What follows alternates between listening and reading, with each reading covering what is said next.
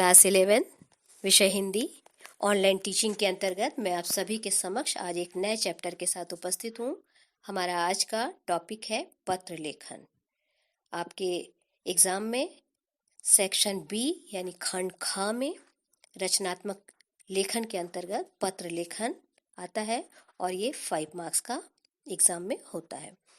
Student, आइए हम जानते हैं पत्र लेखन क्या होते हैं और पत्र लेखन के समय हमें किन किन बातों पर ध्यान देना चाहिए। हमारे कोर्स में कार्यालयी पत्र हैं और आज मोबाइल का ज़माना है। कई बार दिमाग में ऐसा लगता होगा कि पत्र की क्या ज़रूरत है, लेकिन वास्तविकता ये है, सच्चाई ये है कि आज भी सरकारी कार्य प्रणाली में, सरकारी ऑफिसेज में, कार्यालयों में पत्र लेखन की अभी भी उतनी ही अनिवार्य आवश्यकता है जितनी कि हमेशा से रही है। तो जानते हैं पत्र की आवश्यकता क्यों है, पत्र के प्रकार क्या है और पत्र के बारे में उसके पार्ट्स कितने हैं और लिखने का सही तरीका क्या होता है। मनुष्य एक सामाजिक प्राणी है। वह अपने भाव और विचारों और सूचनाओं को दूसरे तक संप्रेषित करना चाहता है। इस कार्य के लिए पत्र सर्वाधिक उत्तम साधन है। इसके माध्यम से व्यक्ति अपनी इच्छित व्यक्ति से अपने मन की बात आसानी से कह सकता है। इसके अतिरिक्त आज का दैनिक जीवन बहुत जटिल हो गया है। मनुष्य को सरकारी गैर सरकारी संस्थाओं आज से संबंध स्थापित करने पड़ते हैं। इस कार्य में पत्र बहुत ही सहायक सिद्ध हुआ है। आप जानते हैं पत्र कितने प्रकार के होते हैं। पत्र मुख्यतया 2 प्रकार के होते हैं। पहला प्रकार है अनौपचारिक पत्र और दूसरा है औपचारिक पत्र, यानी इनफॉर्मल लेटर और फॉर्मल लेटर। अनौपचारिक पत्र क्या होता है? इस तरह के पत्र निकट संबंधियों तथा मित्रों को लिखे जाते हैं। इसमें पत्र पाने वाले तथा लिखने वाले के बीच घनिष्ठ संबंध होता है। ये संबंध पारिवारिक भी हो सकता है, मित्रता का भी हो सकता है।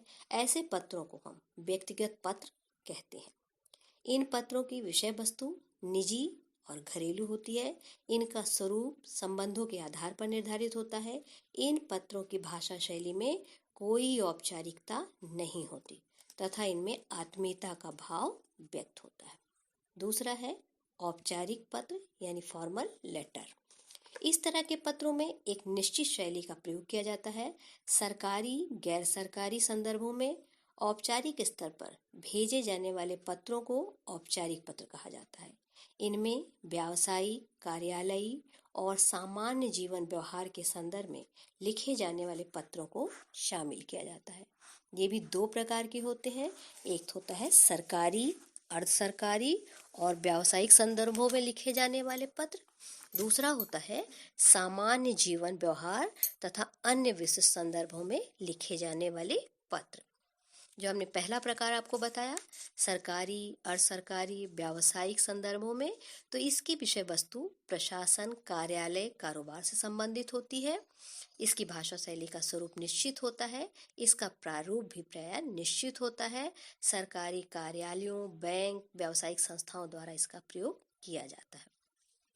दूसरा प्रकार जो हमने बताया था सामान्य जीवन व्यवहार तथा अन्य विशिष्ट संदर्भों में लिखे जाने वाले पत्र, तो ये पत्र परिचित एवं अपरिचित व्यक्तियों को तथा विविध क्षेत्रों से संबंध अधिकारियों को लिखे जाते हैं।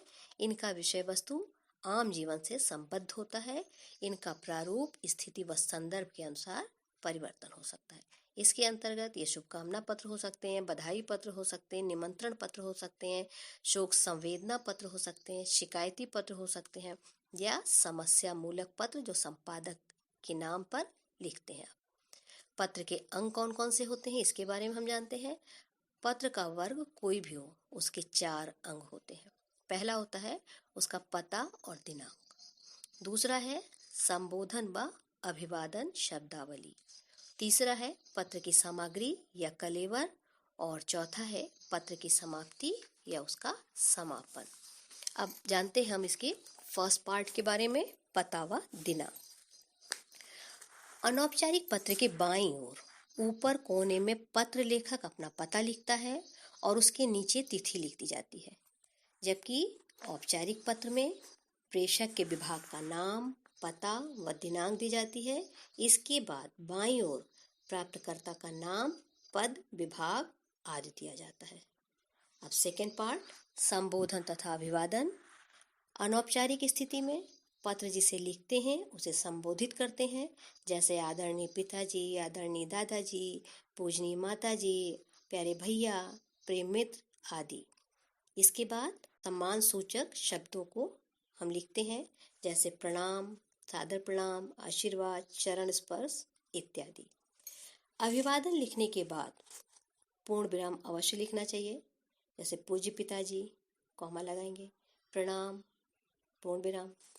और जब औपचारिक पत्र लिखते हैं तो पत्र शुरू करने से पहले पत्र लिखने का कारण यानी कि विषय अवश्य लिखना चाहिए। विषय लिखने के बाद संबोधन लिखा जाता है, जैसे श्रीमान, महोदय, मान्यवर आदि। अब आते हैं थर्ड पार्ट की ओर, पत्र की सामग्री या कलेवर। अभिवादन के बाद पत्र की सामग्री लिखी जाती है, इसे हम कलेवर भी कह सकते हैं।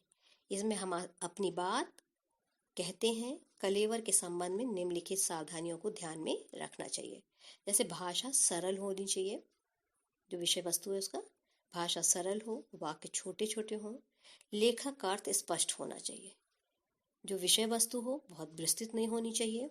सरकारी पत्र में यदि काट कर कुछ लिखा जाता है तो उस पर छोटे हस्ताक्षर भी करने चाहिए। पहले कोशिश करनी चाहिए कटिंग ही नहीं हो, और अगर कटिंग हो जाए और पत्र बदलना संभव नहीं है तो आप वहाँ पर इनिशियल सिग्नेचर जरूर करिए। पत्र में पुनरुक्ति नहीं होनी चाहिए। पत्र लिखते समय गागर में सागर भरने की शैली को अपनाया जाना चाहिए।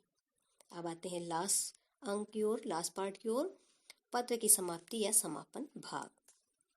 अनौपचारिक पत्र के अंत में लिखने वाले और पाने वाले की आयु, अवस्था तथा गौरव गरिमा के अनुरूप स्वनिर्देश बदल जाते हैं, जैसे तुम्हारा, आपका, स्नेही, शुभचिंतक, विनीत इत्यादि। औपचारिक पत्रों के अंत प्रायः निर्धारित स्वनिर्देश द्वारा होता है, यथा भवदी, आपका शुभेच्छु इत्यादि। इसके बाद पत्र लेखक के हस्ताक्षर होते हैं। औपचारिक पत्रों में हस्ताक्षर के नीचे प्रायः प्रेषक का पूरा नाम और पद का नाम भी लिखा जाता है। अब विशेष ध्यान देने वाली क्या बात है? विशेष बात यह है कि परीक्षा में प्रेषक के नाम के स्थान पर क ख ग लिखना चाहिए, पते के स्थान पर परीक्षा भवन लिखना चाहिए तथा नगर के स्थान पर क ख ग लिख देना चाहिए। इससे उत्तर पुस्तिका की गोपनीयता भंग नहीं होती है। तो स्टूडेंट, आपको समझ में आ रहा होगा कि पत्र लेखन में हमें किन किन बातों का ध्यान रखना चाहिए। अब हम आपको एक होमवर्क दे रहे हैं और इसको आप लिखिएगा। जनसत्ता दैनिक के संपादक को पत्र लिखकर सरकार का ध्यान बढ़ती महंगाई की ओर आकृष्ट कराने का अनुरोध कीजिए। फिर से सुनिए।